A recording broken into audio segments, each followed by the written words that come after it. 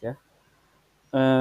Kita udah belajar nih merencanakan sebuah plat lantai jembatan ya, plat lantai jembatan. Oke, ini sudah kita hitung berapa sih beban yang bekerja, lalu kita pakai tulangan diameter berapa gitu ya. Udah kita hitung nih semuanya. Oke. Ketemulah tulangan si mana ya? Nah, ketemulah tulangan pokoknya misalkan di sini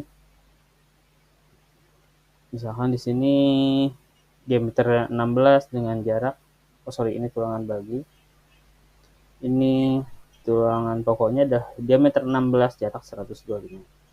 Oke. Berarti tulangan arah ini kan lebar jembatan ya. Ini adalah lebar jembatan seperti ini contoh. Oke, ini adalah si tiang sandarannya. Oke, nah berarti si tulangan arah ke sananya udah kita hitung nih. Total kita butuh sebesar berapa? Diameter 16 dengan jarak 125. Nah, berarti ini jaraknya diameternya adalah diameter 16. Diameter 16 dengan jarak setiap 125 mm. Oke, jadi jarak setiap 125 mm akan ada tulangan nih 1, 2, 3, 4. Arahnya kemana? Ya arahnya melintang ke arah lebar atau ke arah lebar plat lantai jembatan atau dimensi X misalkan. Kalau ini misalkan ini dimensi Y. Jadi tulangannya arahnya melebar ke arah arah lebar plat lantai jembatan. Oke, nah selanjutnya ada tugas ya. Tugas kurang lebih sama tapi nggak sampai tulangan. Saya minta nanti hanya sampai perhitungan beban plat lantai jembatan. Karena kalau kita menghitung tulangan itu domainnya udah domain struktur beton. Ini nanti akan saya rapihkan ya. Kurang lebih seperti ini tugasnya. Nah, ini ada lebar antar girdernya adalah 1,5 Y meter. Sementara XY adalah 2 nim terakhir. Oke, sedikit saya rapihkan. Berarti tugas di teknik jembatan kurang lebih seperti ini. Sebentar, draw. Kita ganti menjadi warna dark blue. Oke. Nah, ini adalah sebuah girder. Oke, girder. Nah, oke, bentuknya kurang lebih seperti ini. Oke. Lalu ada girder lagi.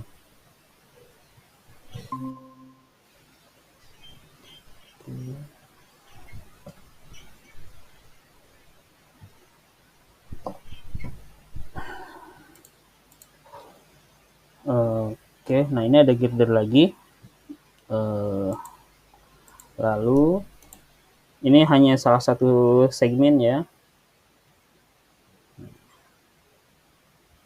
Jarak antar girdernya adalah sebesar 1,5 Y meter. Lalu di atas girder pasti ada plat lantai. Ada plat lantai. Oke, nah ini memanjang sana. Yang jadi pertanyaan, saya ketik aja di sini.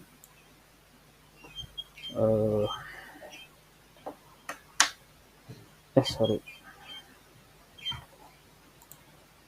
Yang jadi pertanyaan,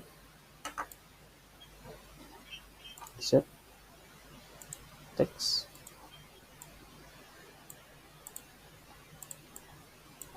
berapa total momen tumpuan. Saya tulis di sini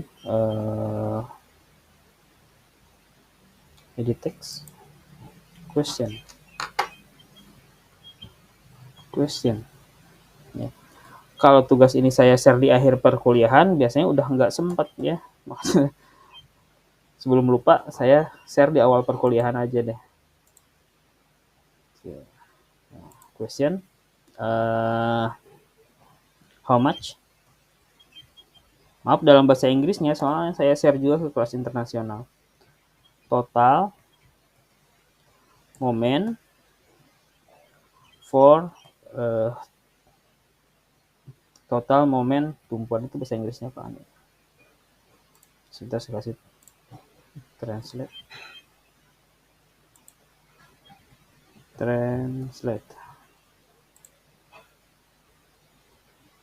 Izin Pak. Ya, silahkan. Ini tugas buat ini bukan Pak, buat minggu depan. Apa udah di-share Pak? Belum saya share. Ini saya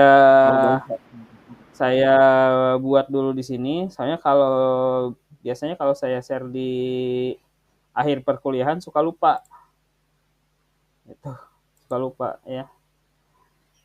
Oh baik Pak, makasih Pak. Oke. Jadi pertanyaannya tumpuan. Dalam bahasa Inggrisnya apa tuh tumpuan?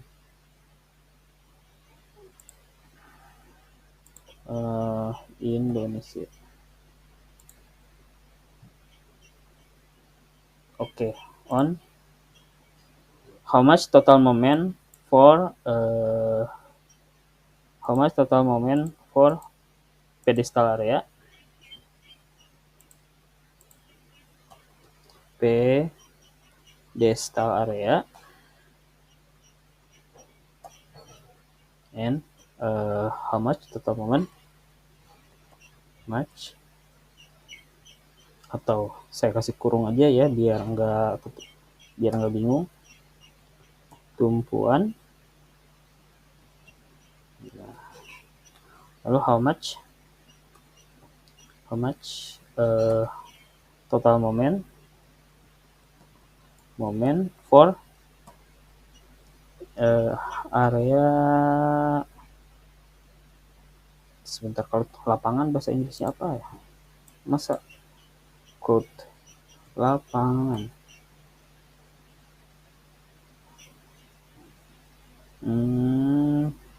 Center area deh. For center area atau area lapangan. Ya. Oke. Nah, ini tugas ini semua ketentuan yang tidak disebutkan berarti mengikuti contoh soal yang sudah kita bahas sebelumnya ya.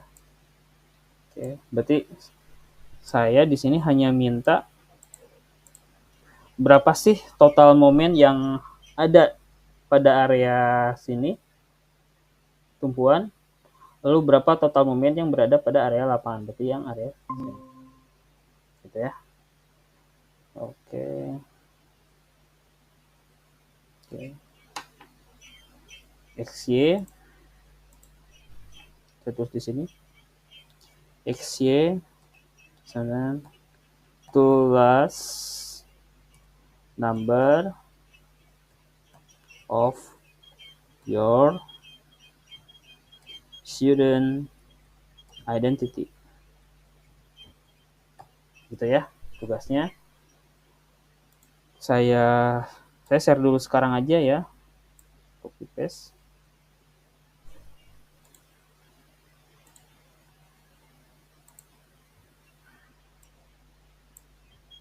Oke, sebentar saya share dulu tugasnya. Ini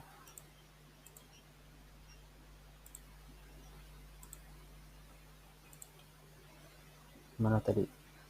Ini ya. Oke, ini kayak gini ya.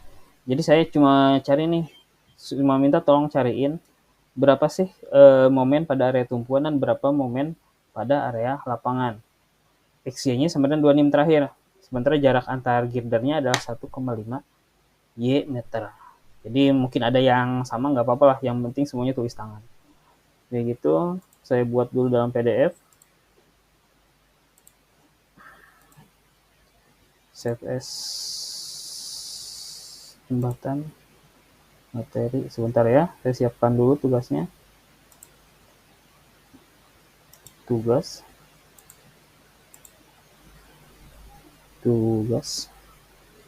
Oke.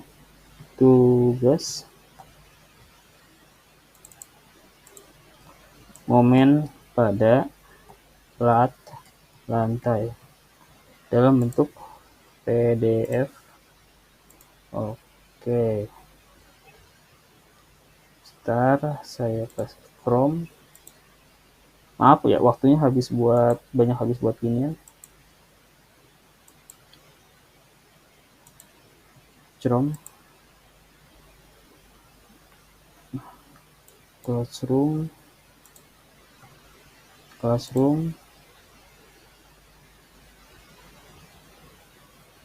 Jembatan.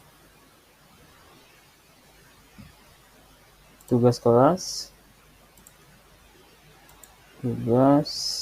Ada di Google Drive.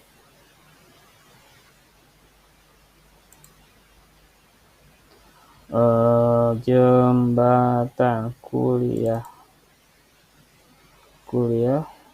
Sebentar, jembatan 2024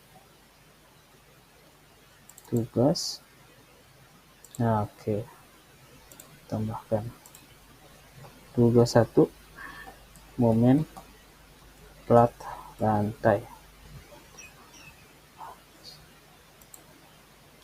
Jembatan TS22B, 22C, 22I C jembatan. Oke. Nah, udah saya share ya. Silahkan dikumpulkan. Maksimal formalitas tanggal 28 ya. Oke, udah. Oke, kita lanjutkan materi kita.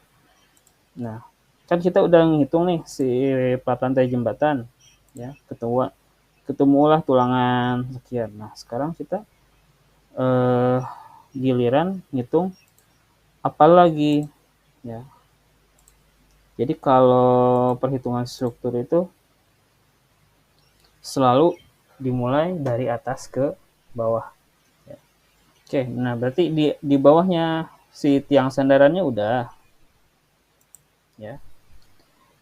Oke, si tiang sandarannya udah, ya.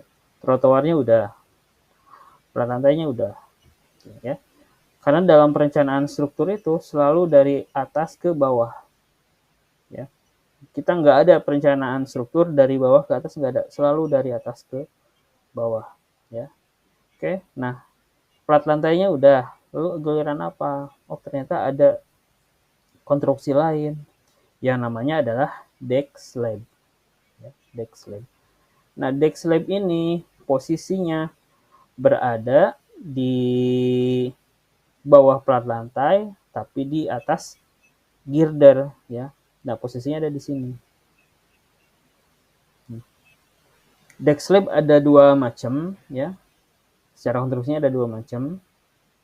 Nah, ada yang precast, beton udah jadi berbentuk plat, ya, precast. Karena dia selain berfungsi sebagai lantai kerja, juga berfungsi sebagai formwork atau bekisting. Ya.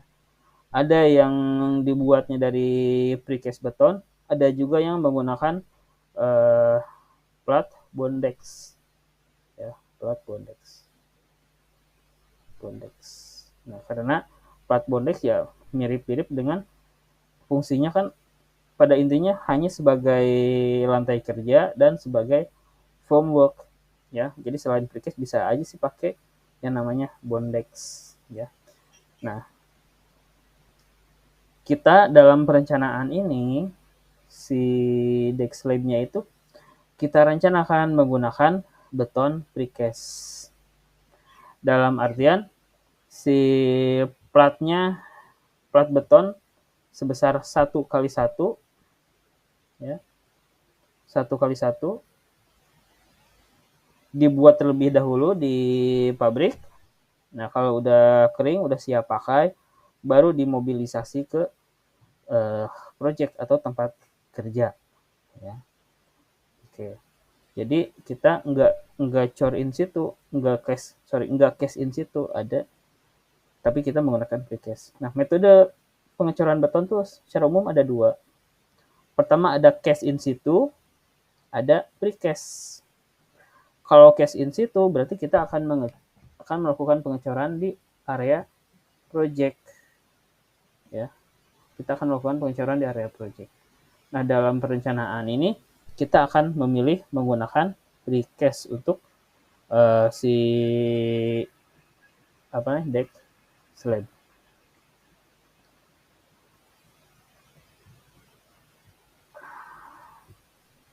Ya, kita akan menggunakan precast. Nah, di deck slab ini ada beberapa kriteria, ya. Ada beberapa spesifikasi yang harus kita tentukan sebelumnya. Di sini direncanakan si deck slab-nya memiliki tebal 7 cm, panjang kali lebar 1 meter kali 1 meter, 101 dikali 1 meter, ya. Anggap aja 1 meter kali 1 meter. Jadi si deck slab ini kita rencanakan sebesar 1 kali 1. 1 kali 1. Nah, bedanya kalau di gambar ini kan kalau di gambar ini dia pakai gelagarnya kan baja, ya. Nah, ini di sini direncanakan kayak rel. Nah, tapi kalau di perhitungan kita direncanakan si deck slab-nya tuh kayak gini nih, deck slab. Jadi si deck slab-nya kurang lebih bentukannya seperti ini. 1 meter kali 1 meter. Oke, lalu di si deck slab-nya itu dipasang di antara girder. Nah, ini girdernya. Oke. Nah, di sini sama ada girder juga. Nah, ini girdernya. Oke. Nah, ini girder memanjang sama ke sana. Ya. Jadi ada satu bagian girder yang langsung berhubungan dengan part lantai, ya. Tapi yang bagian menjoroknya ini kita akan isi dengan yang namanya deck slab. Oke, nah di sini kita tentukan, ya, si deck slab-nya, ketebalan yang akan kita pakai ada hanya sebesar 7 cm karena berfungsi sebagai lantai kerja. Lalu panjang kali lebarnya 1 meter kali 1 meter. Lalu kita rencanakan si betonnya menggunakan FC 30. Nah, FC 30 berarti si beton dengan benda uji sebuah silinder mampu menahan beban sebesar 30 megapascal, ya, atau 30 kilonewton per centimeter square, ya. Ini kita rencanakan deck slab. Nah, deck slab ini ukurannya 1 kali 1, berarti setiap 1 meter ini satu akan ada deck slab lagi, ya. Oke, ya. Lalu di sini di atasnya baru kita simpan yang namanya plat lantai. Ini ada deck slab lagi, lalu di sini ada girder lagi, kayak gini. Nah, ini deck slab lagi, ini deck slab lagi, ini girder lagi terus ke sana, ya. Jadi posisinya berada di antara girder tapi di bawah plat lantai. Oke, si mutu betonnya kita rencanakan menggunakan FC30. Ini adalah mutu beton atau kuat tekan beton. Lalu tulangannya kita rencanakan menggunakan FY240. Nah, ini adalah mutu tulangan.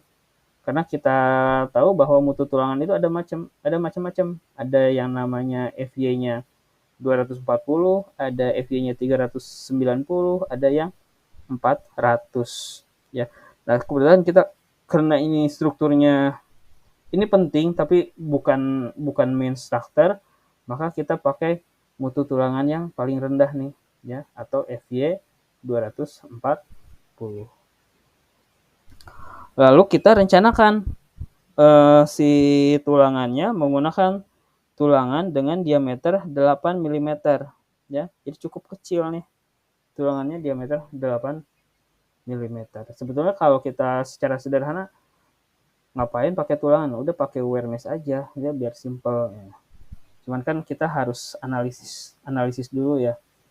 Kalau kita pakai diameter tulangan, jarak antar tulangannya berapa sih supaya kita dapat konstruksi yang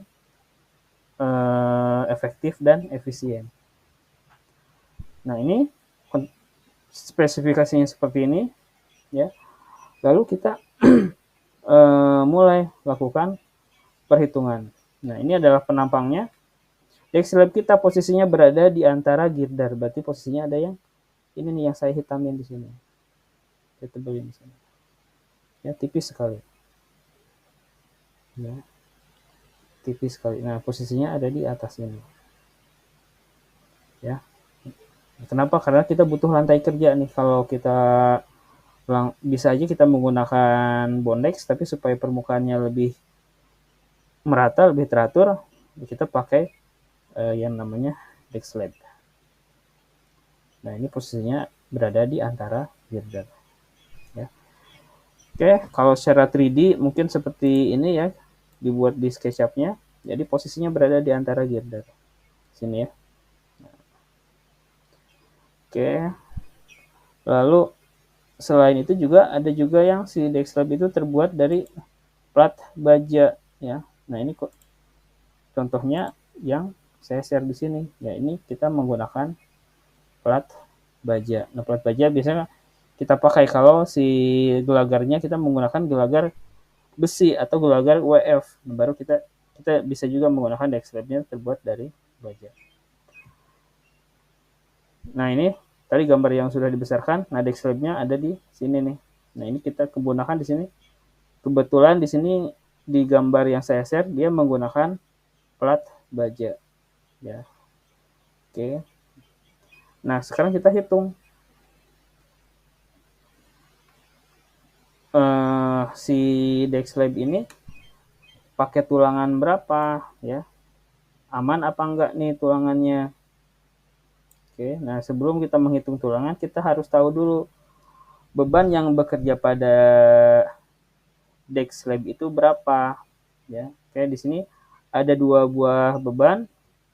Pertama ada beban mati, yang kedua ada beban hidup. Oke. Nah, si deck slab ini dia menahan beban.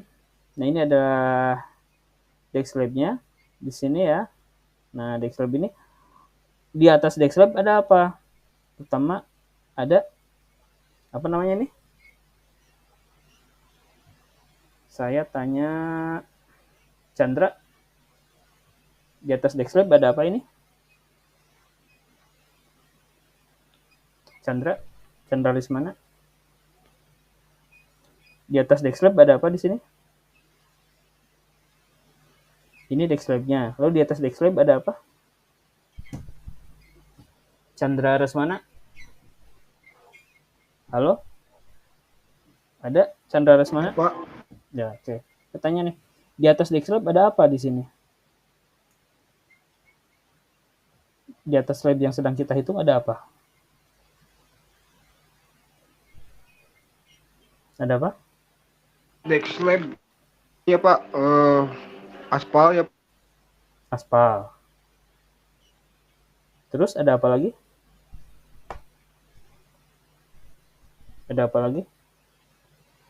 Slabnya dulu, Pak. Udah slab aspal kan, Pak ya? Oke, slab apa?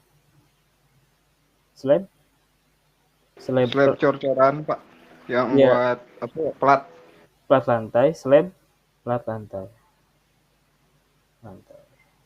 Oke, terima kasih. Jadi beban permanen di sini ada 2 ya. Pertama ada plat lantai, lalu ada aspal. Nah, ini beban yang akan ada terus ya, atau kita sebut dengan beban tetap atau beban mati di sini. Oke. Nah, maka beban di sini terdiri dari pertama ada berat sendiri deck slab, yaitu ini adalah tebalnya. Oke. Terdiri dari deck slab itu sendiri dengan tebal. Di sini direncanakan tebalnya sebesar 7 cm. Nah, kalau 7 cm kita rubah ke meter menjadi 0,07 dikali dengan 2400. 2400 adalah gamma beton. Karena si deck slab itu kita rencanakan menggunakan material beton. Oke, lalu next, di atas deck slab ada, jangan dulu aspal harusnya ya, harusnya plat lantai ya. Di atas deck slab ada plat lantai. Ada plat lantai. Oke. C. Nah, plat lantai di sini. Nah, berarti ini hilang. Oke. Ya, kita bertahap. Jadi ada berat sendiri, deck slab, lalu ada berat plat lantai, lalu yang terakhir ada aspal. Sebetulnya harusnya ada air hujan di sini ya, karena air hujan diasumsikan beban tetap. Cuman ini lupa nggak kehitung ya. Nanti silahkan, soalnya berat air hujan juga nggak terlalu besar, tapi bisa aja sih kita hitung. Misalkan berat aspalnya, air hujannya menjadi 0,05 dikali, nah berat jenis air hujan adalah 1000. Oke, berarti di sini ada sebesar 50. Oke, berarti kalau 50 berarti di sini ada 758 menjadi 758 ditambah 50 berapa? 758 ditambah 50 8 berapa? 808 Pak. 808. Nah, berarti ini kita rubah lagi nih. Nah, karena kita membutuhkan W ultimate ya. W ultimate itu 1,2 dead load, 1,2 beban mati ditambah 1,6 live load ya. Oke, maka untuk beban mati kita harus kalikan dengan faktor beban sebesar 1,2. Nah, kita tambah tadi si si dead load-nya menjadi 808. Oke, berarti total dead load-nya berapa? Kali 1,2? 900 969,6 Pak. 69,6 kg per meter. 9,69. Ya, beda dikit ya. 9,696. Oke. Nah, sementara di sini ada beban hidup. Ya. Beban hidup ini diasumsikan di atas deck slab ini ketika lakukan pekerjaan, ada orang yang melakukan pengecoran di sini. Ya. Ada orang yang melakukan pengecoran. Maka di sini beban hidupnya adalah sebesar 100 kg. Nah, di sini ada pertanyaan, ya, kenapa beban kendaraannya nggak masuk nih di si deck slab? Kenapa nggak ada beban kendaraan, hanya beban pekerja aja? Ayo, ada yang bisa bantu saya nggak? Ada yang bisa bantu saya nggak? Kenapa nih beban kendaraannya nggak ada di deck slab? Kenapa? Kenapa? Ya, oke. Pas. Nah, kita lihat di sini. Nah, konstruksi deck slab ada berada di antara girder. Oke, gitu. Nah, ini baru ada deck slab di sini. Nah, baru ada girder lagi. Di atas girder baru ada yang namanya plat lantai. Ya, baru ada plat lantai. Nah, beban-beban yang ada di sini yang diterima oleh plat lantai, ya, beban-beban yang ada diterima oleh plat lantai tidak ditujukan ke deck slab ini, tetapi akan ditujukan ke pier head, ya, akan ditujukan ke sini. Ya, maka di sini pada perhitungan deck slab kita tidak ada beban yang diakibatkan oleh kendaraan. Ya. Oke, singkat cerita di sini ada berubah sedikit ya untuk dead load-nya. Berarti di sini kita berubah menjadi 969 9,69 ditambah 1,6 berarti berapa? 12, berapa? 12 9,696 ditambah 1,6. 6 tetap 9, 6. Tapi di sininya tadinya 9 ditambah 1 menjadi 10, berapa?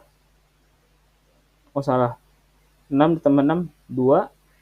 Sini jadi 1, 10, berarti 11,296. Sorry, 13,296. Nah, ini adalah W ultimate yang akan kita gunakan untuk menghitung deck slab. 13,269. Ya, nah ini adalah beban yang bekerja. Nah, WU ini berarti si WU ini akan bekerja merata. Contoh di sini adalah si deck slab-nya. Contoh ini adalah si deck slab-nya. Ini ya, 1 kali 1 aja. Yang 0,1-nya diabaikan.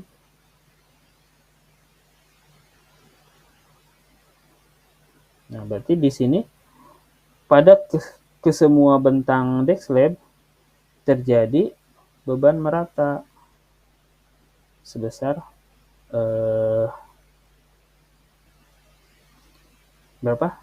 12, nah ini terjadi beban merata nih semuanya ini. Nah, ini terjadi beban merata semuanya. Ya, sebesar 12, sekian kilonewton per meter persegi. Oke, nah di sini kita lalu yang akan kita pakai yang mana nih? Bagaimana cara kita menghitung tulangannya? Ya. Kalau Anda ingat di mata kuliah struktur beton kita pernah nih menghitung MTX, MLX, MTX dan lain sebagainya. Nah, kita akan gunakan yang namanya tabel momen plat. Ya, tabel momen plat. Namun sebelumnya kita tentukan dulu ini plat lantai lebarnya 1 dan 1. Nah, 1 dan 1 kali 1. Kita tentukan dulu ini plat lantai 1 arah atau 2 arah. Ya. Caranya adalah LY per LX-nya, apabila LY dibagi LX, bentang terpanjang dibagi bentang terpendek, dia melebihi 2, ya, maka kita sebut dengan plat 1 arah atau one way slab. Ya. Nah, kita kalau memang melebihi 2 berarti kita sebut dengan one way slab. Oke. Tetapi apabila LY per LX-nya kurang dari 2, maka kita asumsikan ini sebagai two way slab. Two way slab atau plat lantai 2 arah. Ya. Dimana kalau plat lantai 1 arah, ya, plat lantai 1 arah, misalkan begini, ya. Nah, plat lantai 1 arah, maka si beban-beban yang momen yang akan sangat berpengaruh hanya momen arah Y-nya aja. Arah X-nya dia tidak terlalu diperhitungkan, maka dia momennya hanya 1, 2, 1, 2. Hanya arah Y saja. Oke. Nah, karena ini plat lantai 2 arah, maka di sini selain momen arah X atau momen arah Y, nah, si plat lantai ini akan berpengaruh juga terhadap momen arah X. Maka kita akan memerlukan tulangan dengan dua arah Y dan arah X. Ada pertanyaan sampai sini? Ada pertanyaan? Bingung? Oke, lalu next kita hitung. Lalu berapa sih momen arah X sama momen arah Y-nya? Berapa sih? Maka kita akan menggunakan yang namanya tabel momen. Nah, ini sudah kita jelaskan pada mata kuliah struktur beton. Dengan cara ini adalah LY dibagi LX. Hasilnya berapa? Kalau misalkan 1,0 berarti kita pilih angka yang ini. Apabila 1, sekian maka pilih angka yang lain, ya. Lalu kita lihat di sini si slab, ya, si deck slab. Maaf, ini tabelnya kurang begitu jelas ya. Kalau mau lebih jelas silahkan buka mata kuliah di mata kuliah struktur beton. Nah, si deck slab ini bentuknya kotak banget nih, 1 kali 1. Oke. Lalu kalau kita ini deck slab lagi. Nah, kita lihat si deck slab ditahan oleh apa? Tumpuannya ada di mana? Oh, ternyata ada di sini. Ini gelagarnya ada di sini.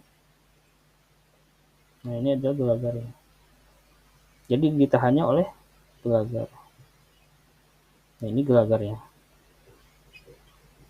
Ya. Nah, kita lihat sesuai gambar yang terjadi kayak gini ya. Jadi dia hanya ditumpu pada sisi sini aja. Sisi ininya dia enggak ada yang menumpuk. Maka kita bisa pastikan bahwa si deck slab ini cara kerjanya adalah seperti ini.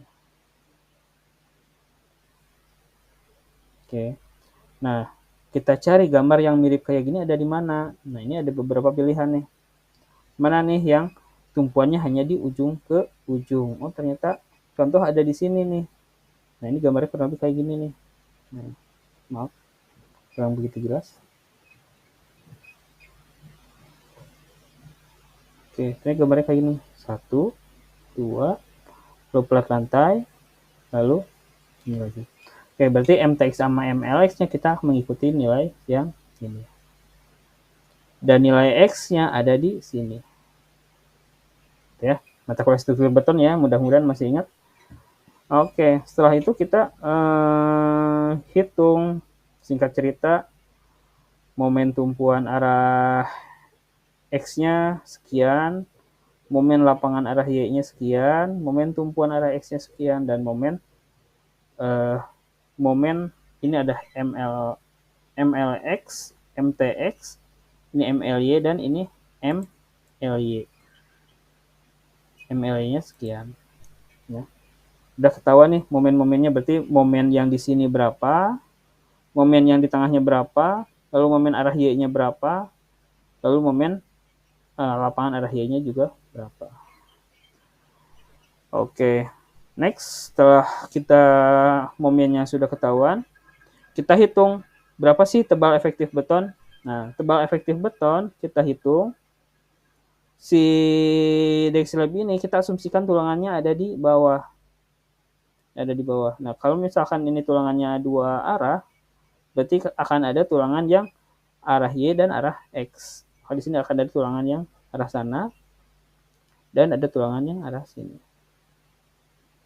Nah, tebal efektif beton yang dimaksud sini adalah ujung beton sampai dengan diameter tulangan yang paling sisi dalam.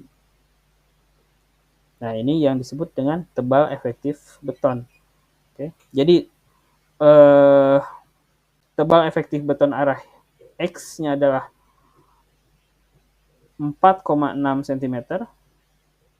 Lalu sama arah Y-nya juga 4,6 cm.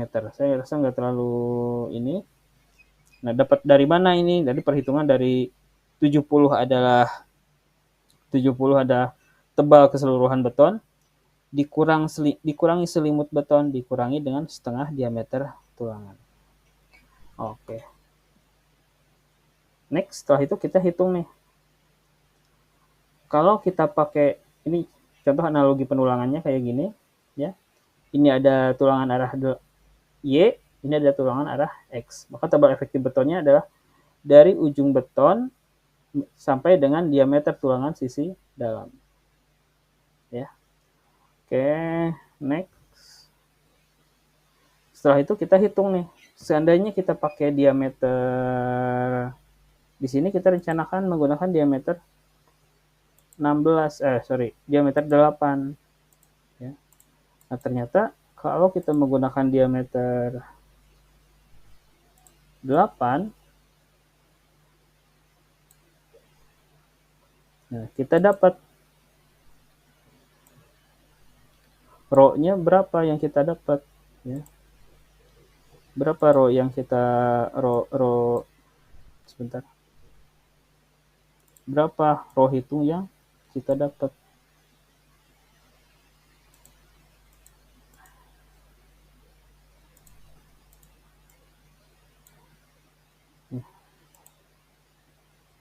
Sebentar. Nah, kita hapusin dulu coret-coretannya. Oke. Setelah kita hitung, ini adalah momen yang bekerja. Sekian dikali B dikali D kuadrat. B-nya adalah lebar, lebarnya kita asumsikan 1 meter. Sementara D-nya adalah tebal efektif beton. Oke. Lalu next, bla bla bla bla bla. Nah, ketemulah rho hitungnya adalah 0,0073. Nah, ini adalah rho hitung atau rasio tulangan yang diperlukan. Ya, kita butuh 0,0073 tulangan dari sekian luas beton. Ini adalah rho hitung, berarti kita butuh rasio tulangan sekian. Nah, sementara ada ketentuan. Rho minimumnya berapa? Nah, rho minimumnya 1,4 dibagi FY. Ya, 1,4 dibagi FY, struktur beton banget, adalah 0,0058. Lalu rho max-nya berapa? Rho max-nya adalah 0,0675. Oke. Kita lihat di sini, rho hitung kita lebih besar apa lebih kecil daripada rho min? Lebih besar apa lebih kecil daripada rho min? Lebih kecil. Lebih kecil. Kalau lebih kecil, yang akan kita pakai rho mana? Rho hitung apa rho minimum? Rho minimum. Rho minimum, ya. Berarti yang akan kita pakai adalah rho minimum. Oke. Dengan rho minimum ini, kita bisa mencari berapa sih luas tulangan yang diperlukan. Oke, berarti pada arah X, ya, atau pada arah sana, kita butuh luas tulangan sebesar 266,8 mm persegi. Nah, ini kita langsung tembak. Kalau pakai diameter 8 dengan jarak 175, maka si luasannya segini, ya. Sekarang kita, tapi kan ini ada gap nih. Ada gap di sini, ya. Gimana nih supaya lebih efektif nih? Ya, supaya lebih efektif. Caranya adalah AS perlu adalah luas tulangan yang kita perlukan. AS perlu sama dengan 266,8, lalu AS perlu adalah 266,8, dan AS tulangan sama dengan, nah kita cari luas tulangan diameter 8 itu berapa. Luas. Nah, contoh AS tulangannya. Nah, kita menggunakan diameter 8 nih. Diameter 8. Kalau diameter 8, luas tulangannya berapa? Ya, berarti kita gunakan V R kuadrat. Berarti 22/7 dikali, kalau 8 berarti kita pakai angka diameternya 8, berarti radiusnya adalah 4 mm. VR kuadrat. Oke. Nah, 4 kuadrat 16. 16 dikali 22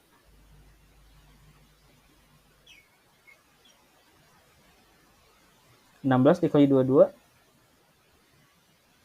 berapa?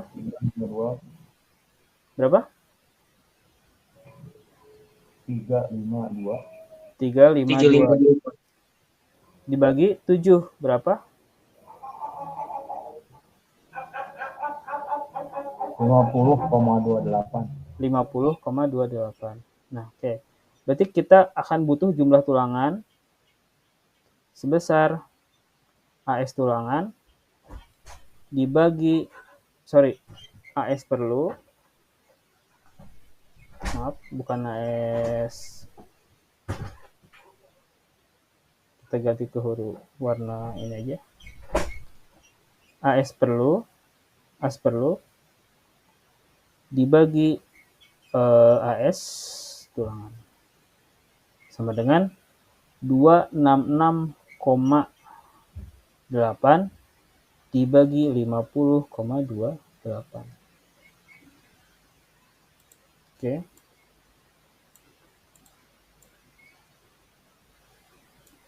Berapa hasilnya?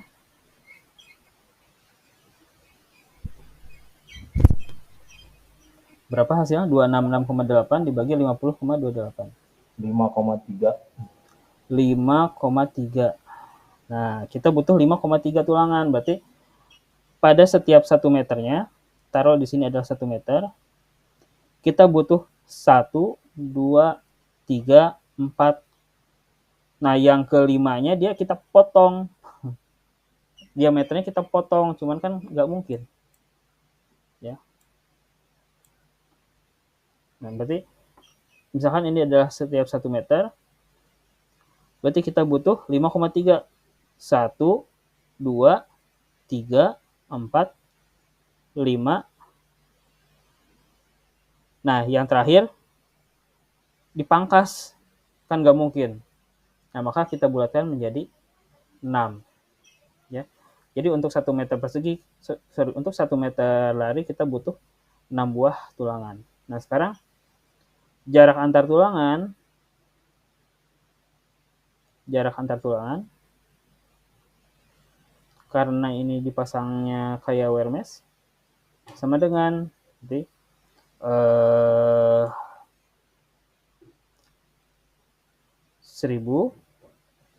dibagi 6 berapa? 1000 dibagi 6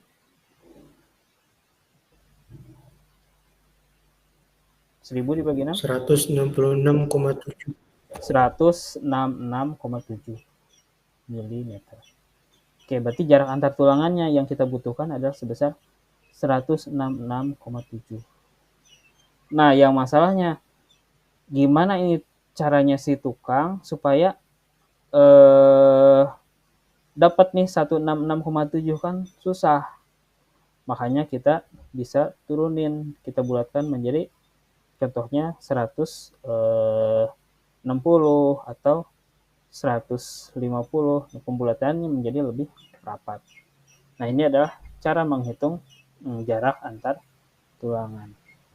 Nah, ini adalah tulangan arah X ya, berarti tulangan untuk arah X.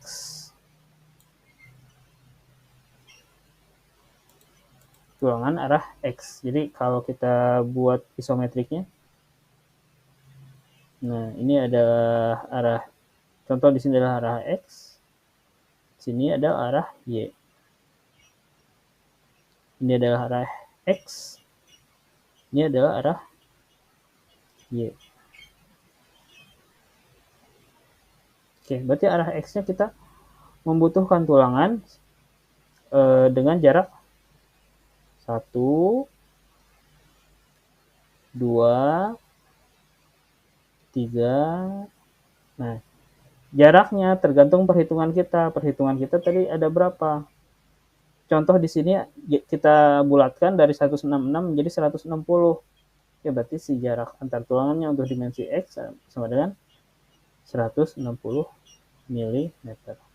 Nah, tapi di contoh soal direncanakan si jaraknya adalah 175. Ya, sebetulnya ini juga aman sebetulnya. Tapi kalau kita mau lebih amannya berarti kita harus menggunakan nilai ini. Ya, 160. Oke, nah selanjutnya ini baru tulangan arah X nih. Berarti semua tulangan yang mengarah ke arah X. Lalu untuk tulangan arah Y-nya kita bisa lakukan perhitungan yang sama.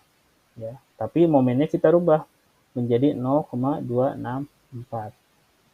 Ya, didapat bla bla bla bla, singkat cerita didapat nilai jumlah tulangannya adalah 8 dengan jarak 200. Oke, berarti arah Y-nya tulangannya sama, diameter 8. Oke. Nah, tapi jarak yang dipakai adalah sebesar 200. Oke, ya. Nah, lalu si tumpuannya, si girdernya ada di sini nih. Ya, girdernya memanjang ke arah sana. Arah Y. Gitu. Oke, ada pertanyaan sampai sini? Ada pertanyaan sampai sini? Ada pertanyaan? Ya. Masih ngeblank. Halo? Izin bertanya. Ya, silakan. Untuk perencanaan Dexlab ini, apakah perbandingan X-nya harus 1/1 atau bisa kita memanjang atau gimana, Pak? Gimana? Sorry. Ini kan kalau dicontoh perbandingannya 1/1 ya ukuran Dexlabnya ya. Iya. Kalau kita bisa ibaratnya lebih panjang gitu 1/2 itu antara itunya lebih memanjang ke arah ini. Oh, oke. Nah, kalau bukan 1/1 bisa nggak? Harusnya sih bisa ya. Nah, kita lihat aja di sini. Nah, ini adalah girder, tapi girdernya dari baja. Ya, girdernya dari baja. Si Dexlab-nya dipesan, Dexlab-nya berarti yang ada yang di mana ya? Ctrl C. Slide.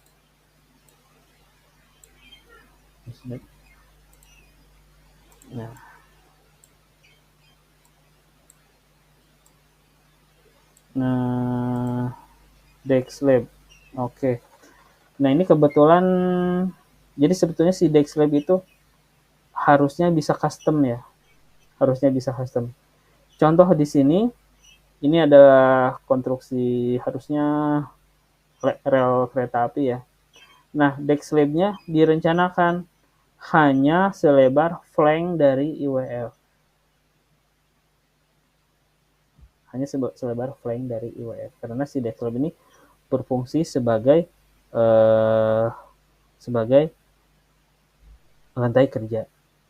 Kayak gitu. Nah, ini kenapa 1,1 ya? Kenapa 1 dikali 1? Karena kebetulan jarak gelagar kita adalah 1,4 ya. Di sini si girder itu ada standarnya, jarak ke sininya berapa, lalu tingginya juga berapa, ada standarnya. Kalau misalkan jarak antar gelagar kita itu bukan 1,4, contoh kita ubah menjadi 1,8, ya jadinya bukan 1x1 lagi, tapi menjadi 1x3 atau 1x4 contohnya. Kayak gitu, Pak. Ini nggak terlalu masalah sih. Custom juga bisa nih kalau si Dexlab ini. Sesuai dengan kebutuhan kita. Yang jelas perhitungannya kayak tadi nih. Ada arah X dan ada arah Y. Oke, ada lagi pertanyaan? Nggak ada? Nggak ada ya? Oke, kalau memang tidak ada ya, saya cukupkan sekian. Tugas untuk mata kuliah teknik jembatan sudah saya share di Classroom ya. Udah saya convert ke dalam PDF, silahkan dikerjakan ya. Oke, mungkin gitu aja dari saya. Kita ketemu lagi setengah jam lagi di mata kuliah teknik gempa ya. Atas perhatiannya saya ucapkan terima kasih. Wassalamualaikum warahmatullahi wabarakatuh. Waalaikumsalam warahmatullahi wabarakatuh.